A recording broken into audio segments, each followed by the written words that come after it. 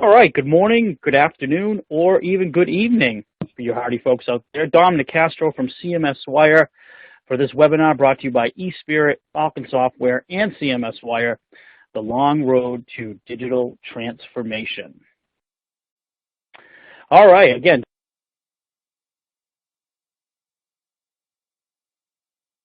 Dom Nicastro here, your moderator for today.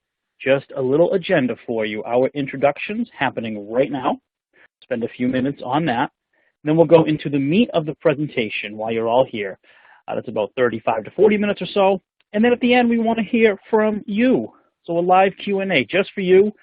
And there's a way to submit questions. You can use the Q&A module at the bottom left of the browser. And just to let you know, you can ask questions anytime you want. Don't have to wait for the Q&A. If something one of us says sparks an interest in you particularly, you want to ask a question, you do that right away, that Q&A module at the bottom left of your browser. Also, the colorful widgets at the bottom of your browser have additional resources, including any On24 technical support. That is the platform we are using today for the webinar. All right, a little bit about us. CMS Wire, I'm a staff reporter for them. Founded in 2003, a good 12 years now. Lots of editorial contributors, producing a lot of articles, monthly editorial themes, tweet jams, hangouts, webinars, topic areas, customer experience, social business, enterprise collaboration, and EIM.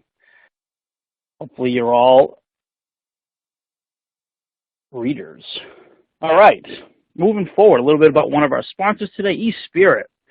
Enabling companies to unlock the value of their digital content and transform the way they communicate with customers and employees. They get the first Spirit. Organizations can create a corporate content cloud that connects all their people, systems, and apps to the centralized real-time data, assets, and information necessary to publish content, total accuracy, and relevancy across all channels and devices. Check these guys out, e-spirit.com for more information. And of course about FalconSoftware. 2 decades now, FalconSoftware has established a reputation for consistently delivering mission-critical, technically challenging web projects under tight timelines while also providing exceptional customer service and support. Awesome to have FalconSoftware on board with us today. Check these guys out at FalconSoftware.com. And now for our stars of the show, well, except for me. The real stars today are Heather and Guy. So there I am, Dom Nicastro, your moderator for today. But the presenters, the meat of the show is Heather McFadden, the VP of Production and Senior WCM Analyst at FalconSoftware. And then there's Guy Snyder. He's the VP of Sales North America at eSpirit. Great to have these guys on board. And at this moment, I'm going to turn the program over to Guy. Guy, my friend, it's all yours. Thanks, Dom. Well, I appreciate everyone joining us this morning.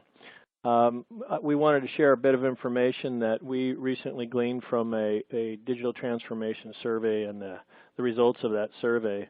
But a bit of background, for the last 14 years or so, eSpirit has been actively assisting our global customers achieve their content marketing goals.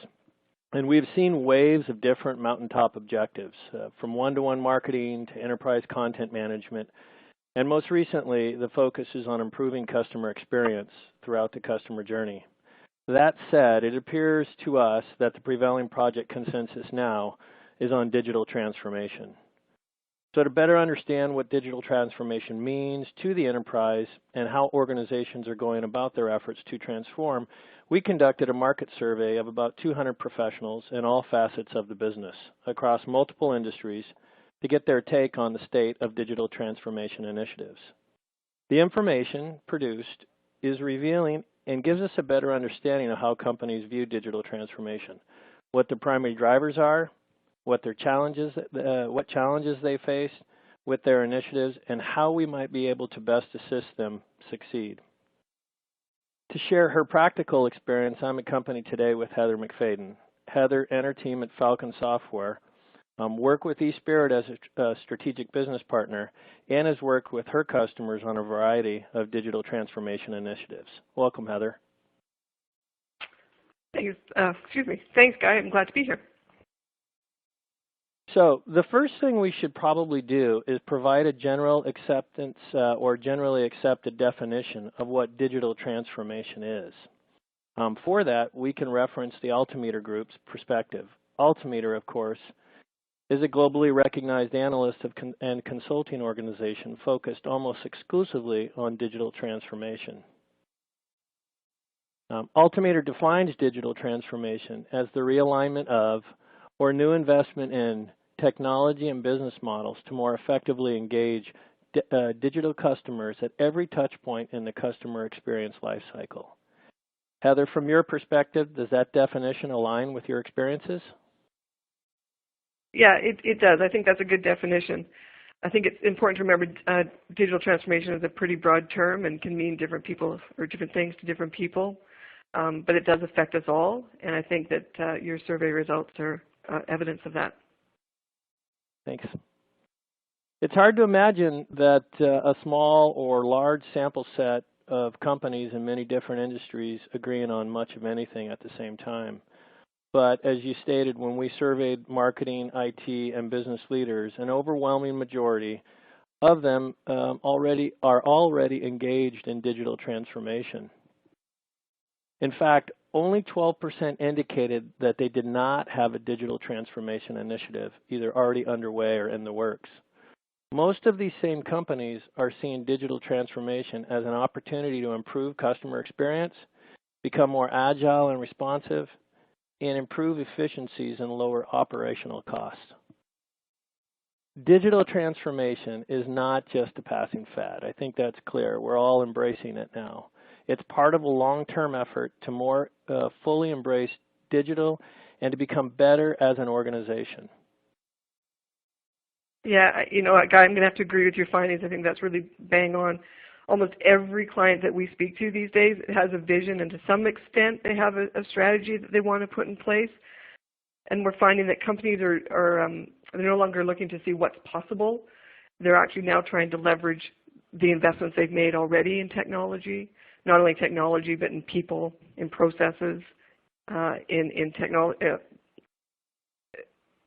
I think that they want to know how to use their investments and make it, stitch it together to make it a connected tapestry that will deliver the promise and improve their customer experience. Everyone's after the improved customer experience. How do I leverage what I own? How do I leverage the resources that I have? I think that's the key takeaway that's common to everybody. Yeah, this is Dominic, your moderator. Heather, you mentioned tapestry. Can you expand on that? What exactly do you mean there? Well, generally speaking, customers have a multitude of highly capable platforms and processes and people that individually they can meet the needs of siloed business requirements. These can include legacy systems, analytics, CRM, commerce systems, content management systems, personalization, DAMs, workflows, etc. There's unlimited number of platforms out there that they're working with right now, and the the call for digital transformation requires that these platforms be interoperably connected in order to meet the customer's need to be connected through every step of the customer journey. That's really where the focus is these days, is how do I take all of these systems, these technologies that I have, and how do I put them together to build one solid business platform. Awesome. Well, let's see if our audience agrees. It's time for a poll. We have a quick snap poll here that gives us an indication of just how many strategic customer-facing apps our audience support in their own environment. So there you have the question, folks, right in front of you. The question is, and you can answer it right there on that platform there, right in front of you, how many different digital customer-facing apps and marketing systems does your company use on a global basis? Now, this can include portals, e-commerce, extranet, intranet, social media, DAM, marketing automation, etc. So that's either on-premise or cloud-based. So soup to nuts here, really. Guy, while we're waiting on these poll results to be completed in a minute or so, what has your experience shown you at this point? That's a good question. I think for sure the days of isolated single-channel customer interaction is over. And while I don't want to give away the survey results that we'll share in just a moment, what I can share is that at least in the initial project discovery processes that we're engaged in, we are seeing today that most customers share that they have more than 3 customer-facing apps. It could be more than 5, but certainly more than 3 customer-facing apps that they have that they strategically use to communicate with their customers. And they also have an equal number of back-end operating systems that feed that interaction. What we also find is that most customers and/or prospects are unwilling to deviate from these customer-facing apps as these are strategic to their relationship with their customers and their audiences, and they've been proven to work over time. So the idea of achieving a digital transformation strategy or a connected strategy and doing so with a rip and replace prospect is not a viable step. Most customers want to maintain what they have and leverage it, just as Heather had stated previously. Yeah, so it's almost like hard to part ways. So there you have the results. Let me read these down. The number 1 was a tie for between 1 and 3, and between 4 and 7, so at 26.1% there. And then reading down in third place was 8 to 10 and 11 plus, and then not sure 13%. Heather, just taking the results, real quick view of them, are you surprised at all? Not really. I think these really align with what we're seeing and hearing from our customers today. I'm a little surprised at the 11 plus, but what we're experiencing more often than not in what our client base is that we're at the 1 to 3 to start with, and then they grow to, over a course of a strategic period of time, maybe grow to the 4 to 7 or the 8 to 10 model. But the real question is, regardless of how many you have, how do we put these together and make them work together so that you're not working with these disparate systems, these disparate technologies? How do they become one solid platform for you? Yeah, in fact, Heather, that's an interesting segue, I think, into the survey results. And the survey results that we took, in fact, tell us that over 50% of those surveys have at least 8 customer-facing applications that are strategic and that they're working with. For a smaller or younger company, the millennials or the digital natives, it's a bit easier for their infrastructure, as their infrastructures and strategic plans have allowed them to start out with a complete set of digital services that are either partially or somewhat integrated. But for more established enterprises that are working with legacy applications and siloed applications and content repositories, knitting together people, the processes, and the platforms to deliver a consistent experience to their customers, it's a pretty complex undertaking. The more systems, the more databases, and the more channels that must be transformed, the more complex, obviously, the problem. And while 8 systems may not seem too complex, or even 3 systems may not seem too complex on the surface, it's more important to consider how many possible interoperable connections those systems represent. The possible permutations can be somewhat limited, as you suggested earlier. However, in most cases, it's quite immense. Yeah, for sure. The primary challenge of digital transformation is it's not static. You have to enable connectivity, integration, interoperability, and it must have to be agile and be able to evolve with the demands of the customer. So today we're seeing customers perhaps with 3 to 5 applications that they need to integrate, but over the course of time that can increase to that can double, triple the number of applications, and those applications can change. So you need to be able to have the base and the platform and the plan in place so that you can actually utilize them to the best of their abilities, and that they will talk to each other, and you can leverage content in all of those solutions. Yeah, quite true, quite true. Agility seems to be the key. In fact, Absolutely. Our experience in the survey confirms that perspective as well. Fully 70% are currently unhappy with the level of integration across their systems. And when I speak of integration, it's just not connecting repositories and moving content or data from one location to the next. It's an interoperable integration. It's a way that people can communicate to their customer almost natively through multiple applications, where those multiple applications interoperate with each other and deliver a seamless interaction. Those same customers admitted that they lack processes, the platforms, and as I stated, that interoperability necessary to ensure that consistent unified experience. It's clear, I think, that enterprises must look at technology pieces of their digital business strategy and find ways to integrate them to enhance the experience in a way that matters most to customers and leads to the most competitive customer advantage. One of the things, too, is that I think that this involves a more proactive consideration and support for the entire customer journey, from the research process through the acquisition to brand advocacy, all along the omni-channel touch points. And we are focused on omni-channel now. So this requires companies to consider methods and strategies that maximize flexibility to integrate not only their existing channels but also emerging channels, while also incorporating, as you alluded to, a multidisciplinary digital business foundation. Heather, just out of curiosity, what are some of the other factors preventing companies from achieving the digital transformation goals? I think that one of the biggest factors that we're seeing is in the success or the failure of any kind of digital transformation strategy is planning and understanding what your goals are, what your priorities are, what your plan is. Digital transformation involves a lot of change. It's far-reaching change in technology, the way you use technology, in the processes, in your organizational structure. It can be quite a wholesale change across a company. And it also takes into consideration new skills and new expertise that's needed amongst your company.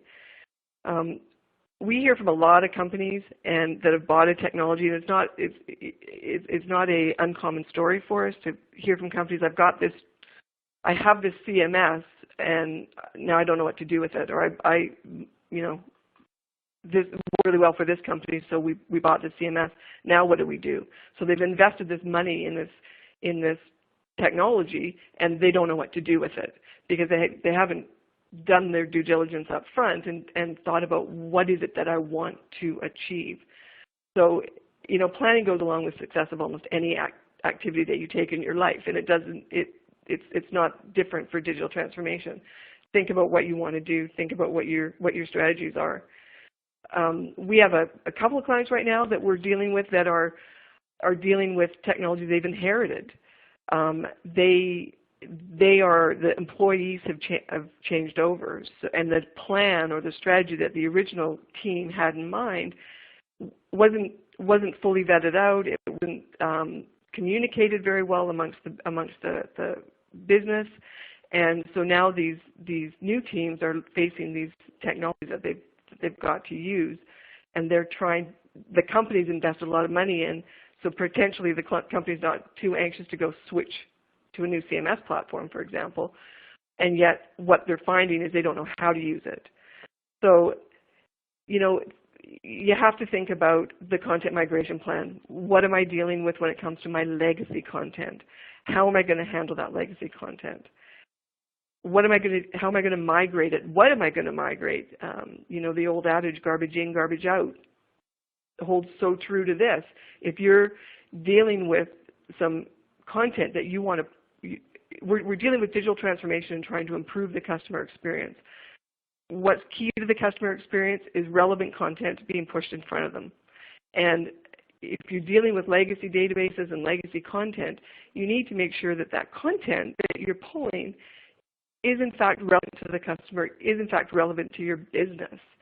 And that's not an easy job. And a lot of clients we find it's like doing the cleaning, doing your housework. That's the last thing that you want to do. I want to shove it under the bed. I don't want to think about it. But you have to cleanse your content. You have to normalize your content, and you have to figure out what content is still relevant for you and your business that's going to be beneficial to your customers. And I think a lot of people People tend to look for the easy way for these things to happen, and there's just no easy button. You have to do your due diligence. You have to put the time in to make sure that what you're putting forward is accurate. And then the other thing is the training aspect. So oftentimes what we're experiencing is these people or the companies are putting in these purchasing these technologies and sort of handing it off to a team and saying, now go make it work, but not willing to sort of invest in the time it's going to take for their team to actually truly understand how to use that particular technology. And understanding your plan, understanding your content, understanding your customer, understanding your priorities, and understanding how to use the tools that you have and potentially what new tools might be available is, I think, the biggest strategies and the biggest impact that or the issues that clients need to look at. So if I couple my experience with yours, clearly from our perspective, the biggest challenge that customers have as well is change, right? And trying to accommodate change. As you said earlier, these strategies and this initiatives that people are taking upon now are no longer static. I think it used to be in the last few years that they could implement a personalization strategy, or you could implement a demand generation strategy, and those would tend to be viewed as consistent and constant, or a content management strategy. But in fact, what we're seeing now is that the strategies and the challenges that customers face today and the strategies that they implement to address those challenges are not necessarily the same ones that they have tomorrow. As you stated, teams change, leadership changes, companies make acquisitions, and as a result, change is inevitable. And so what we're seeing is that there has to be a level of flexibility built into the plan, such that the integrations and the system dependencies that we have today need to be flexible enough to accommodate changes that may come about in the future. Yeah, absolutely. I think. Yeah, and you talk about sorry, go ahead. Go ahead. Go ahead, Heather. You go. I was just going to say, for most companies, it's digital transformation is likely to be accomplished in incremental steps. It's not just sort of that you kind of do a wholesale flip of the switch and swap over one set of technologies for a new one. You do it incrementally, and as Guy was alluding to, you want to actually take small steps, analyze, review, make sure it's working, and then you move on to sort of your next plan of attack, and that comes to a strategic plan. So it needs to be guided by a larger vision. Your whole digital transformation needs to have a strategic plan behind it for it to be successful. Yeah, and Heather, with that larger vision, who would you say owns that vision? Well, I think, actually, Guy, I think you've got some. There you go. Go ahead, Guy. I was going to say I can jump in on that. We asked this actual question within our survey. It was one of the initial questions that we asked. But it would be interesting, however, before I reveal that, to find out what the audience thinks, and to hear from their perspective who in their organizations owns that vision. Awesome. So let's see what the deal is with our second poll. Again, this is Don Nicastro, your moderator from CMS Wire. Poll number 2 right in front of you. The question is, who is responsible for your organization's digital transformation efforts? So who is leading the way here digitally? Is it the CEO, the CMO, CIO/CTO, digital transformation officer, chief digital officer, non-C-level, or nobody? Nobody owns it. So you can just answer that right on your screen there, just like that last poll. And Heather, as our audience responds, and we have a minute or two here while we're waiting for the results, what's your experience telling you with this? Who does your team usually engage with, and who sets that vision, for these companies? Well, that's interesting, actually, because it sort of changes depending on the life cycle of the communication. So our initial conversations really vary between IT focused versus marketing focused. A few years ago, we were getting these initiatives are being started by IT more often than not, and I think coming out of the need and the requirement for taking the load off of the IT, the IT's responsibilities. So now what we're seeing is a bit of a shift as people start to realize that marketing and business need to take over some of these technologies that IT has put in play, and they need to start leveraging them in order to increase the customer experience. And once we get through initial conversations and we're on the sort of the active working project, and our production teams are working with the client teams, we are finding quite a shift to actual digital, dedicated digital teams on the client side, which is really encouraging. And I think that's really going to take advantage of where people or how people are going to be able to have a successful digital transformation strategy. Excellent. And the results are in for our second poll. Number 1, CEO at almost 30%. And number 2 was non-C-level. So you got the person at the top, and then you got some non-C-level people for second place, 20.8%, and then the other 3 were tied at 16.7%. Guy, looking at these results from our webinar attendees here, how would you say this aligns with your own eSpirit survey results? Yeah, this is actually very consistent with what we're seeing. I myself am a little bit surprised about the amount of involvement from a CEO, but it makes total sense. And in fact, our survey results it actually supports that as well. With the 200 people that we surveyed, C-level execs are clearly the primary drivers of these transformation initiatives. And of the C-level titles, the CMO, in fact, in ours, is most often cited as driving the initial digital transformation effort. As Heather stated, it's either the CMO or the CIO. However, in contrast to some reports where digital transformation is being portrayed as purely a marketing-driven effort, it's apparent through the Snap poll and through our survey that companies are seeing digital transformation now definitely more broadly.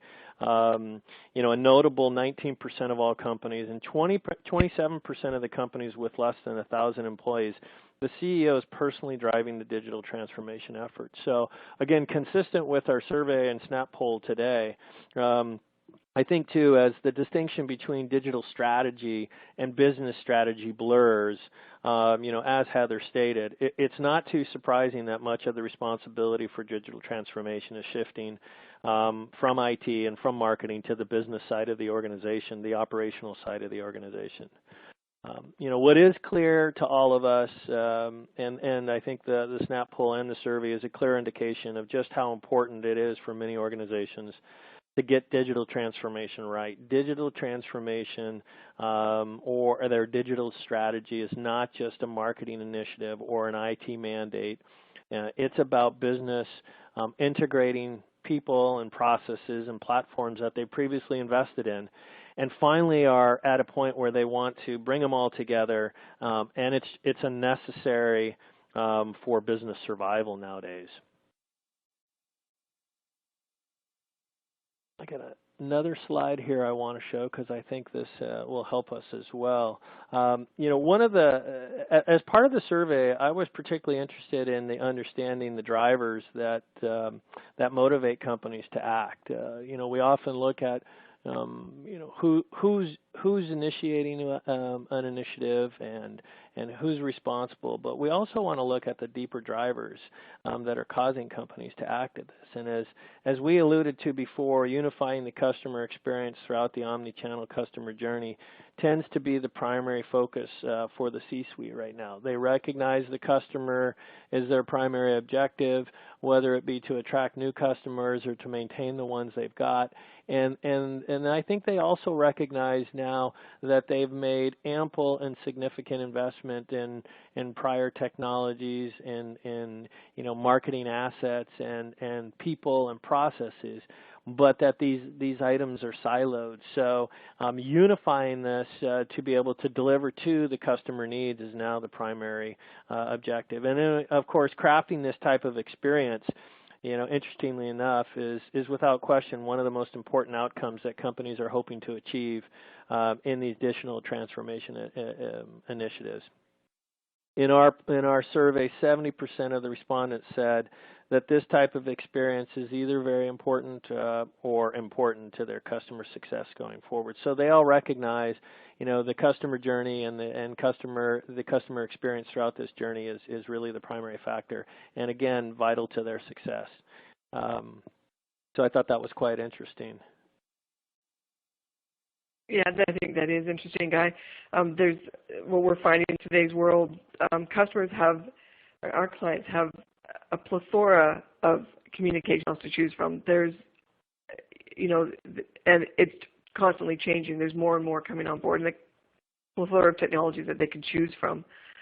They need to consider their digital maturity, where they're at, and their target demographic when they're trying to make some of these decisions. Determining what tools you want to use requires what I kind of term clearing the clutter. You can get bombarded with these different all different vendors and all these tools and applications that can do all various types of communications for you and how to do certain types of activities. But you have to kind of weed your way through that. And the only way you can do that, in my experience, is know what your priorities are. I mentioned this before. Know your priorities, know your plan, know your audience. And you have to listen to your audience.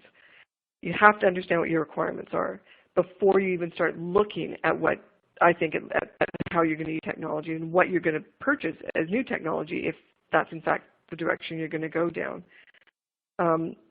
Just giving an example as a sort of integration. You have to ask yourself, why are you doing the integration? Why am I doing this? Am I going to improve efficiencies at my employee level, my staff internal level? Am I going to improve the customer experience? Am I going to get content and information out to my customers sooner? And understanding the goals and how it's going to impact both your customers and your reasons, your staff generally, is important, because a lot of times I've seen clients through and they stitch together some applications to sort of talk to each other and work with each other, but tends not to be sometimes not done very effectively, or it's badly integrated, which only compounds the work or the effort that your employees have to go through to actually do their day-to-day work, which just falls into a very happy set of circumstances. So I think understanding, first of all, what it is that you want to do and understanding what your goals are is, I can't say enough how important I think that particular step of the whole process is. And then you start looking at the technology that you currently have and understanding how can I make that all work together. And it doesn't mean that we the unfortunate side for us that we're trying to put this together is that we ignore sort of more traditional channels. We can't ignore print. I might get lashed for this comment, but print is not going to go away. We have clients that have tried to move away from print. I'm not going to put out printed catalogs anymore. And then if you go back and resort to putting together some sort of a print strategy, because their clients, their customers are demanding it. Their customers require it for whatever reason. There's still industries out there that have their customers that are not on the digital transformation bandwagon yet, that are still working with sort of low-tech end users that need to have that sort of more traditional medium available to them. They're still going to prefer to pick up the phone and give somebody a call rather than go on their tablet or their computer to actually find some information.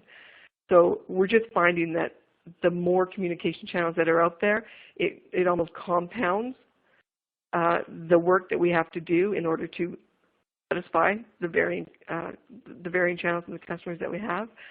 But I really think it comes down to understanding what it is that your goals are, and then understanding what tools are available, and doing what you can do and try to do too much at once.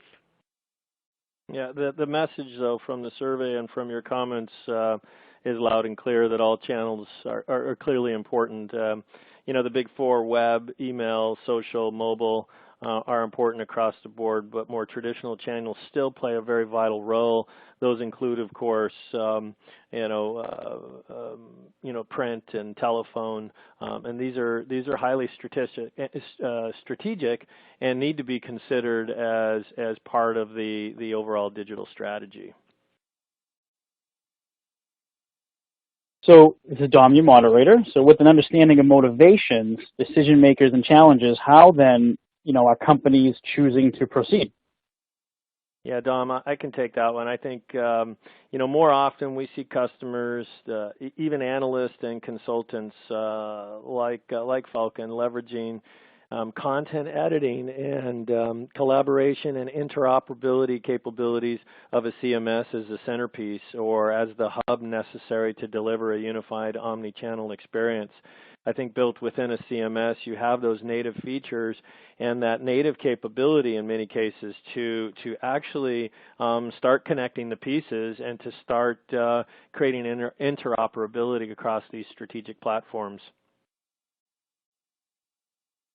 Heather, why do you think this is the case? Well, I think we've talked about it previously too, that organizations have to fundamentally rewire their internal structures to be more aligned with their customers.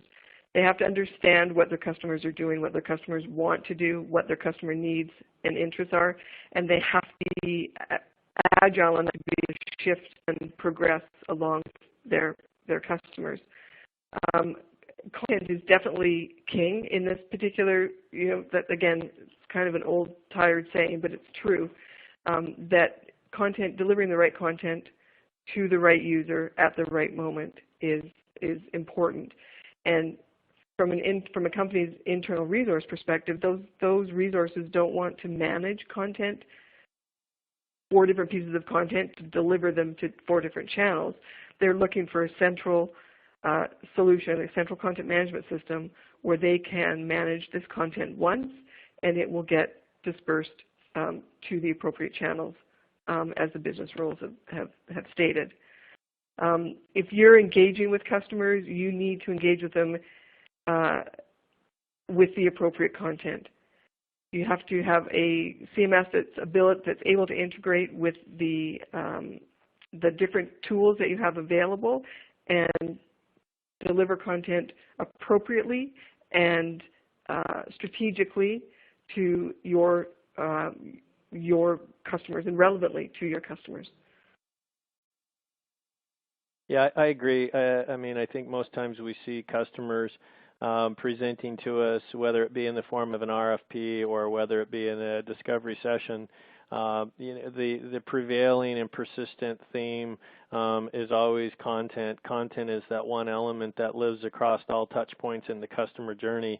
And whether that content is coming from multiple applications, it needs to be processed through the various systems so that whatever channel, whatever front-end application, whatever operating system is working with the customer, the content is moving across the platform or across the system.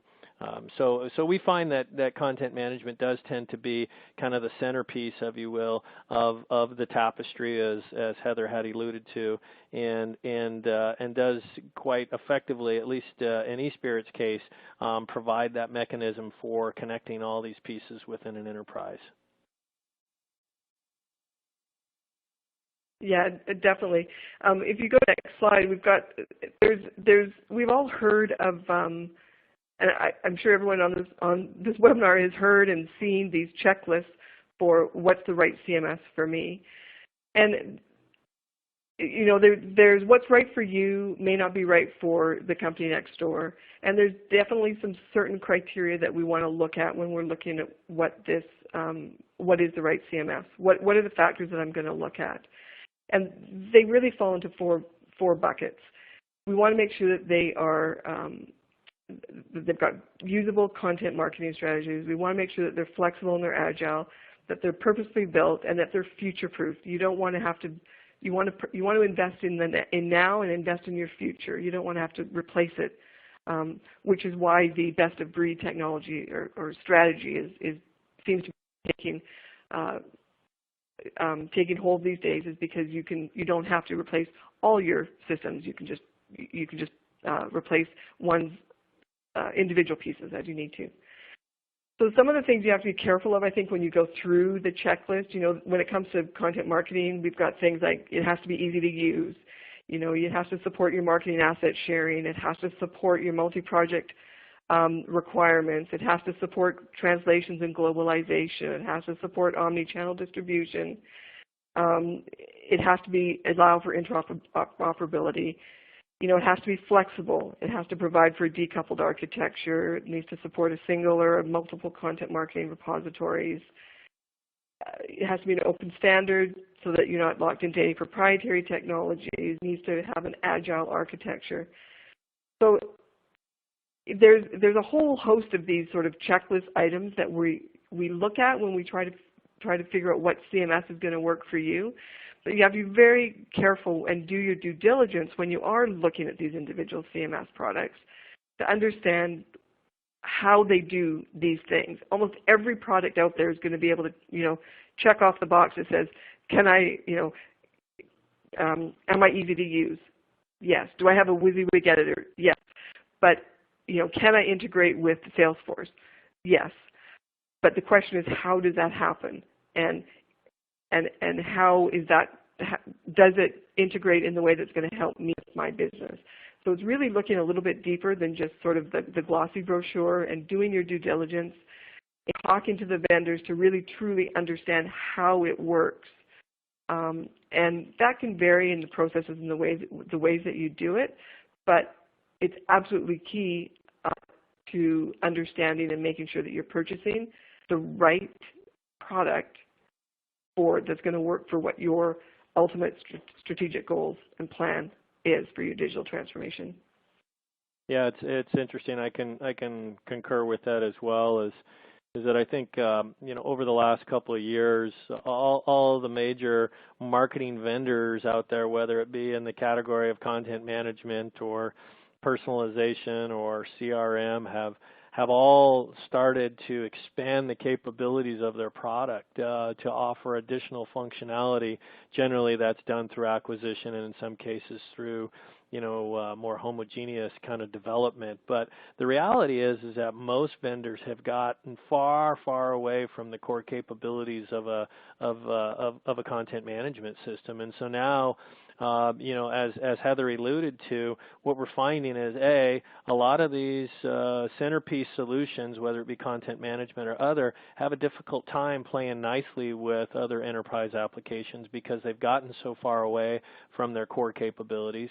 And then separately, the cost for implementing and/or I should say acquiring and/or implementing these solutions is far beyond the necessary expenditures that companies should have to lay out, and frankly exceeds the benefits that might be immediately available. So, you know, my encouragement too is to find solutions, whether it be eSpirit or otherwise, that are purpose-built, that are specific to the specific to the requirement, as opposed to demonstrating lots of bells and whistles that you may never actually need or in fact don't need in this initial phase. So a few other things of as the survey, you know, if we start with the capable content management system, what types of enterprise applications do you typically see companies choosing to integrate next as part of their digital transformation strategy, Heather? There's really not one single easy answer to that, but you know, there's a long list of different applications. We had a customer come to us a year or so ago and said, I've got 43 applications that I have to all work together with my website. And when you really do your due diligence and dig a little bit deeper and find out what those 43 applications are, you know, he was a perfect example of, he'd been in business for, you know, 30, 40 years, and over the course of time has just kind of compounded and escalated his issues, because he's just been, oh, this tool works for this, oh, this tool works for that, this tool works for this. So he kind of had compounded his efforts, and so we helped him to sort of clear the clutter and realize that he really only had to focus on a couple of the core systems that were really benefiting his business. And what it really comes down to is the two most common ones that we see these days are CRM and marketing automation. We're really finding, and that just goes along, you know, evidence of that people are really looking at a way that they can actually improve the customer experience and gather data about those customers so that they can then leverage those customers and work with them. Not just gather a whole bunch of data and not do anything with it, but now we're in the strategy of, what do I do with it? Customers come, they looked at this, now what do I do? So yeah, CRM and marketing automation are definitely the two top ones for us. Yeah, and that seems to be consistent too with the survey results. You know, in fact, web analytics, or I should say analytics, by and large, is typically now a driver or a component of a CRM, or a driver of a component of a customer marketing platform. The ability to recognize what customers' preferences are and to utilize that within the context of an experience is really key. As you stated, customer relationship or CRM solutions, and in fact, social collaboration, all three of those were favored by more than half of the respondents. Of course, followed closely by marketing-oriented applications. And these would include things like personalization or MVT or contextual targeting, anything along those lines.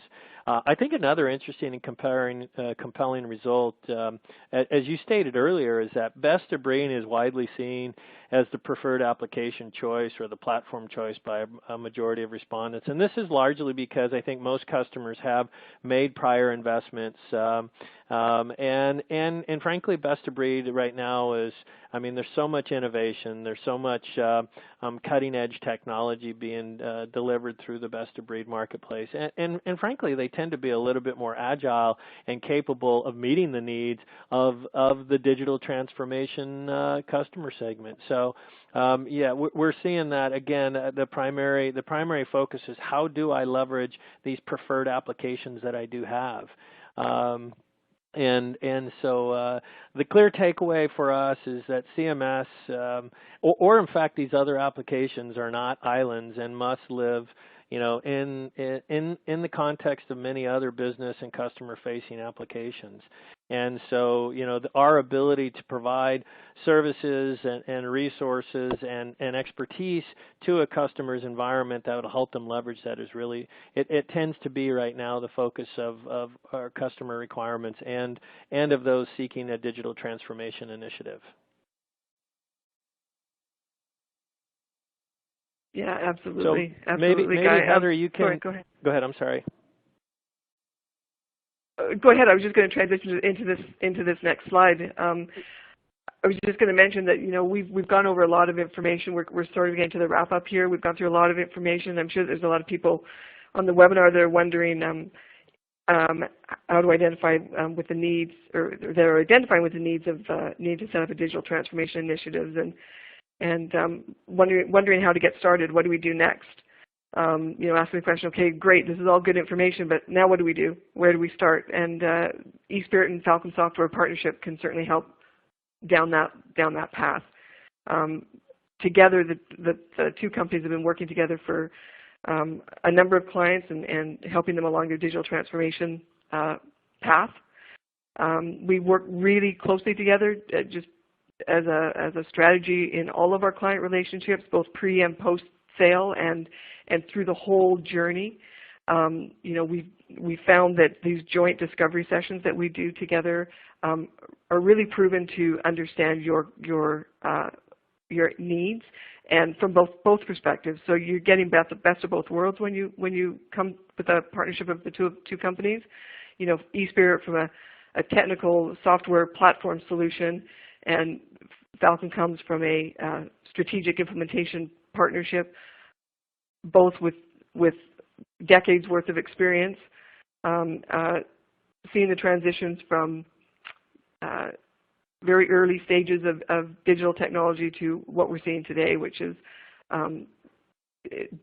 dramatic changes and unlimited possibilities. So I think this gives our clients best of both worlds: solid platform, strategic implementation partner, and we can guide you through your digital transformation journey. Yeah, I would agree with you. I mean, I think first and foremost, certainly from eSpirit's perspective, we don't want to be in a position of advocating the technology before we understand, the customer requirements. And my preference would always be to sit down with the customer, whether it be within a programmatic discovery process, or one that they're guiding, or one that we can actually implement ourselves and guide them through. But I think the process of understanding what their needs are, what their primary business channels of communication are, what their primary applications are, and then determining at that point whether or not we're even a good fit for this solution. But at a minimum, we can share with them what we do with your guidance as well on what might be the next step. So I think we've presented a lot of great information today. Certainly, this survey is available to our customers and as well as to the participants who have been on this call. We've highlighted a number of challenges customers are facing. We tried at the same time to provide some solutions for overcoming them without being too aggressive to promote our own services and or technologies. The bottom line is that the impact of digital technology is being felt far and wide, and whether you're implementing a commerce application, or you're implementing a content managed application, or MVT, or CRM, these systems need to be integrated together to deliver to the promise and to the expectations, more importantly, of our customers. So it's inevitable that digital transformation will be the focus of everyone's attention, just purely based upon prior investment, based upon where customers are expecting and how they're expecting to engage with the enterprise. And frankly, there's a persistent demand or a persistent need on the part of the enterprise to better serve their customers. So all this bodes well for this effort. If in fact you're looking at doing something in this category, and we can assist you, you can get more information about the roadblocks of digital transformation. You can download the survey as an infographic from the resource widget on your screen. If you look on your screen, there's a resource widget, and you can go right in and download it immediately. And if you're ready to start the process of getting or fleshing out your requirements and evaluating solutions, let us know. eSpirit and Falcon are happy to help, and we're willing to come in and conduct a complimentary assessment to help you get initiated and started. If nothing more, we have the opportunity to speak with you and provide some subject matter expertise that will either provide a catalyst or provide you some information you already don't know. If you want that, you can just complete the Contact Me pop-up on the screen, or go to the link below at www.espirit.com, and we can help you get started with that initiative. Dom, I think that's it. We've kind of circled the wagons and come back to center here, and I think it's time for us to wrap up. Certainly is, Guy, and thank you for mentioning that resources widget. Yeah, you can get all those great assets like Guy said. And it is time for a Q&A. We have some minutes here to hear from you. So if you got anything burning on your mind, get your questions. Use that Q&A module at the bottom left of the browser. Anytime to submit a question. There's some Twitter handles there, but obviously the best way to ask us is right in that Q&A module here in the On24 platform. And don't forget, again, those additional resources widget, some great stuff there offered. All right, let's go to a question. To kick off this Q&A. We'll start with Heather on this one. Heather, the question is, can you help us to evaluate our state of transformation? Oh, definitely.